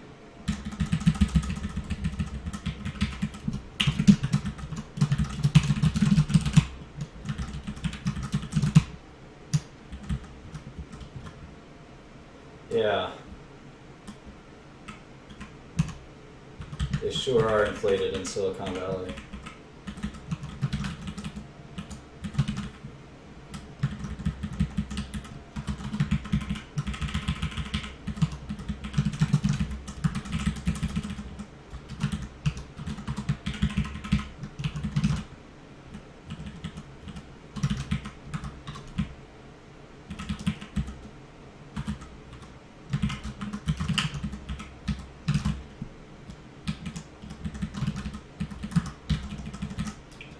Yeah, this is going to be pretty ugly.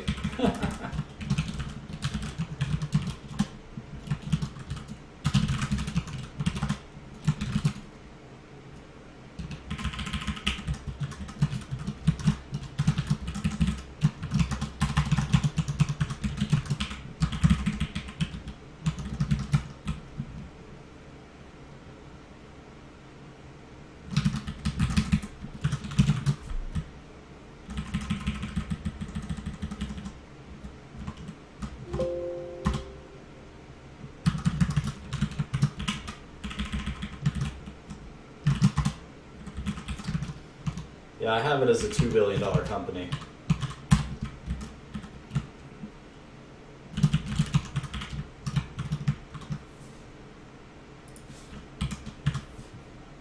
So $4 billion total value with the cash.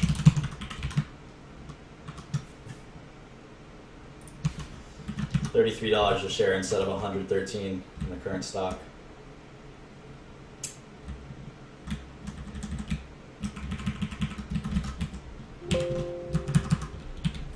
Let's assume some more superlative growth. Yeah, even if they grow like a weed, I don't think they can get there.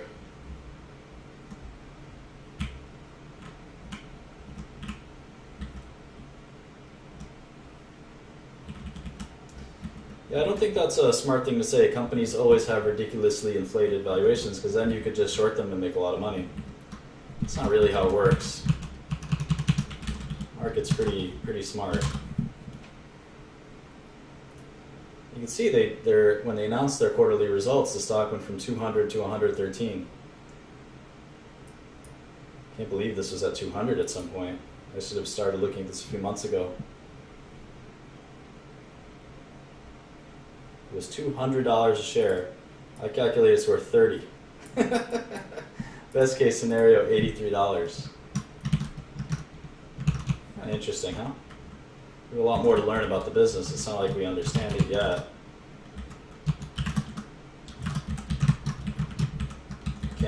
Can't understand it in one sitting. It doesn't work that way, but definitely fascinating. I think it's healthy to get these kind of like a brief look, a brief view at these companies. Oh. So maybe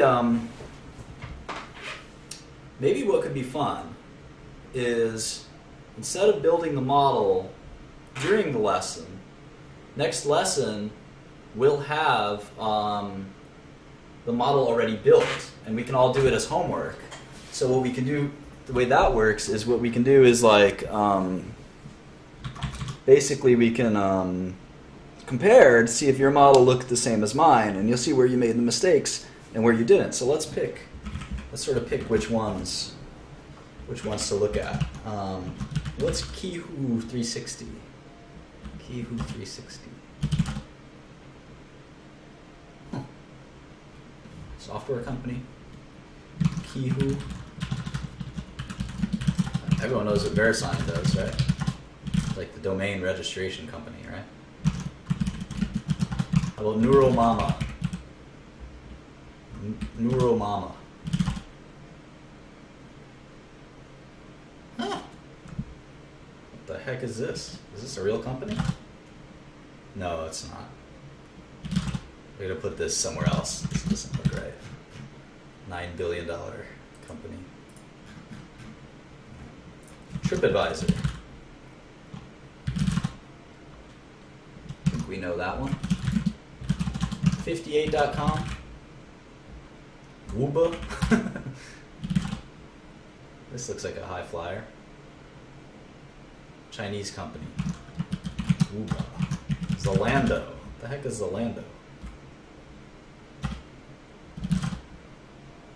Fashion accessories in Germany. Ricoh is a printer, so we're gonna printer company. So we're gonna Japanese, right? So we're gonna move that to the electronics section. Electronics and semiconductors, which we also promised to look at some point. What's M3? Does anyone know? M3. What the heck is M3? That must have been like a typo or something. No, M3 Inc. Here we go. Japanese company.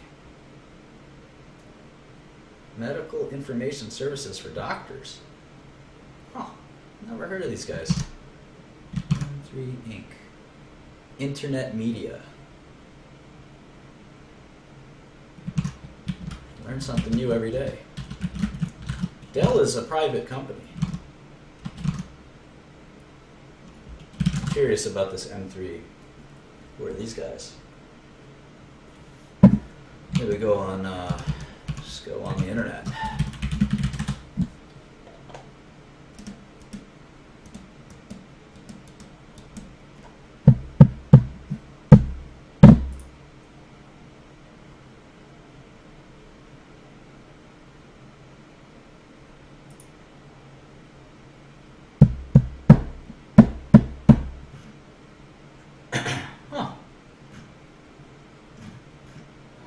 MD link.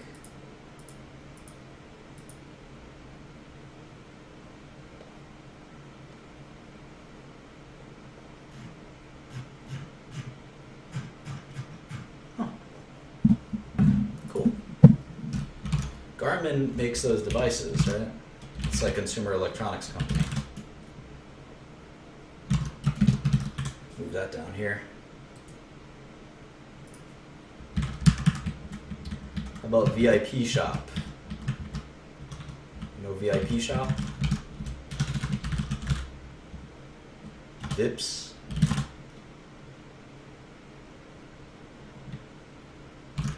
Looks like that reminds me of what's that? What was that company? Groupon? Seiko, Epson. That's a printer company, right? So that's like electronics. Move that over here. I don't even have to look at this one to know it's an electronics company. Sanan Optoelectronics. Optoelectronics. LED wafers. We'll maybe look at that some other time. Gorvo, that's a curse word, I think, in Albanian. Or Polish. Semiconductor integrated circuits, alright. Put that over here. Nikon. That's cameras, right? Cameras, lenses, semiconductors, eyeglasses. It's not software and internet. Let's move it down there. Inotera memories. Inotera memories. Probably DRAM. Yep. DRAM.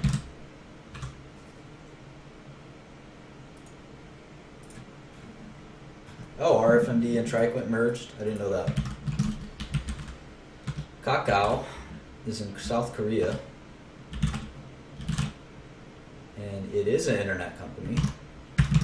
035720. Alright, Liberty Ventures. LVNTA. Looks like they own a bunch of different websites and home shopping television networks. Auto Trader. That's a London company. Sounds like a website. Cool. Casio is a consumer electronics. Needless to say. Casio computer. Calculators. Electronic dictionaries. Do people still have that? In Japan, I think they're very popular, electronic dictionaries. Yaokutsudo. Yaokutsudo.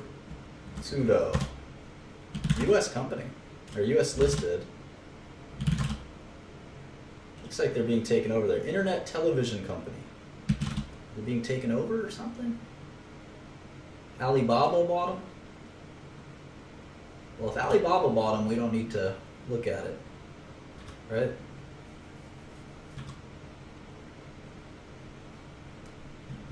This is going to be just Alibaba. No need to look at that company. Rightmove. So we don't have that many companies to look at. Internet sector is maybe not as big as we thought.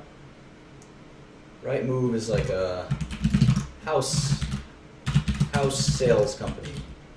Gore-Tech. Chinese company.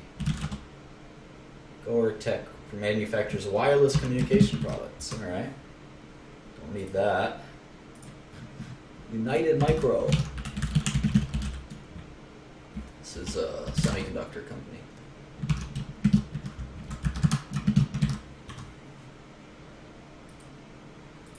How about Rhea Group? I don't think we're going to look at interactive entertainment or video game companies. Rhea Group. Online property listings, it looks like in Australia. Mercado Libre. Online trading site for Latin American markets. Alright. Well, Rome. Home's like a semiconductor company. All right. Finally, GoDaddy. GoDaddy, what, like a $5 billion company? GEDY.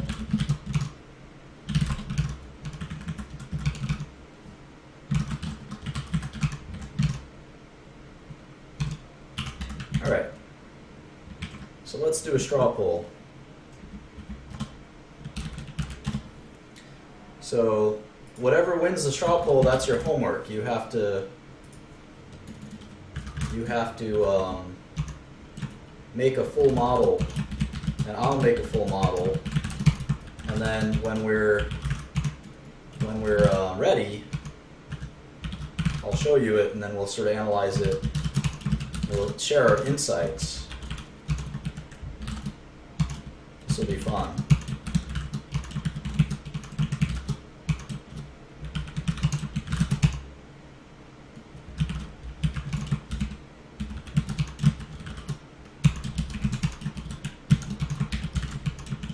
All right, there's 27 choices.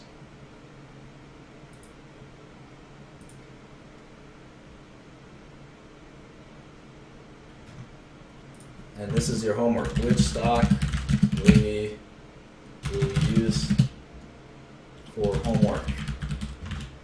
I'll give you a couple, if you want a couple of tips, I'll highlight a couple of them. Yahoo would be definitely be interesting. eBay, Netflix, Baidu, Priceline, those are all interesting. For smaller companies, Mercado Libre, VIP Shop, 58.com, TripAdvisor, VeriSign, Kihu, Ctrip, Expedia, any of these, eBay, JD, they're all interesting.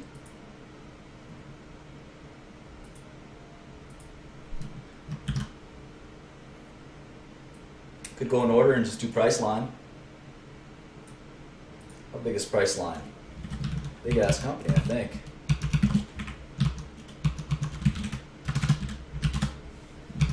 Priceline, $1,000 a share. Nice, nice. I love it.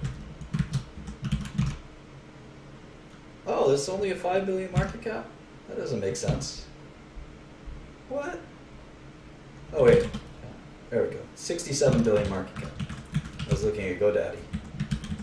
And Priceline is worth $67 billion. Jesus Christ. Oh, Netflix. That's got to be interesting, Netflix.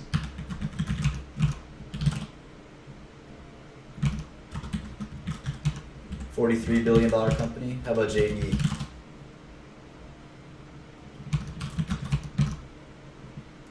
I don't know much about JD. Chinese company. Pretty big. eBay. eBay's an old one. So you can see the values drop pretty fast. Expedia.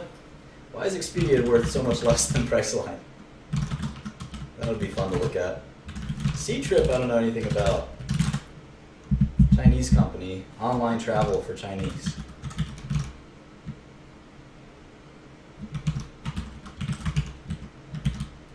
All right, let's see what the results are. I'm going to vote for Netflix. I'm not a robot. CAPTCHA, come on. All right, Netflix it is. All right, so I want everyone to make a Netflix model. I'll make one too. I want full cash flow. You could email it to me if you want. Stock market is not open on Saturday. So for the Netflix model, I want full income statement, balance sheet, cash flow statement for 12 quarters. For 12 quarters backwards, or 12 quarters historical, and at least 4 quarters estimated. And then the same for 5 years historical, and then obviously to 2030 for estimated. So these are all the financials I want you to put in. And then we obviously want an NPV. solve for what you think Netflix stock is worth, read the last 12 months of corporate press releases. This is your homework. Corporate press releases. And then make sure your model's revenue forecast is driven by a specific metric or metrics. That's probably going to be one of the harder ones. Number 6, do some primary research, which means some hands-on research.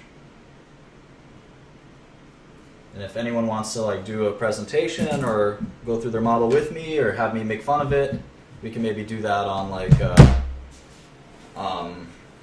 do that on Blab or something. This could be a lot of fun. So anyway, obviously all the files are uploaded to the Google Drive. If you don't have the link, there's a link in there.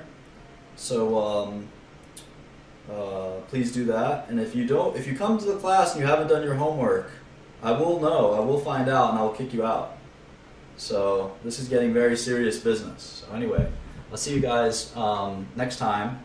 I might do a class between now and the Netflix class, because this might take you a few days or a week.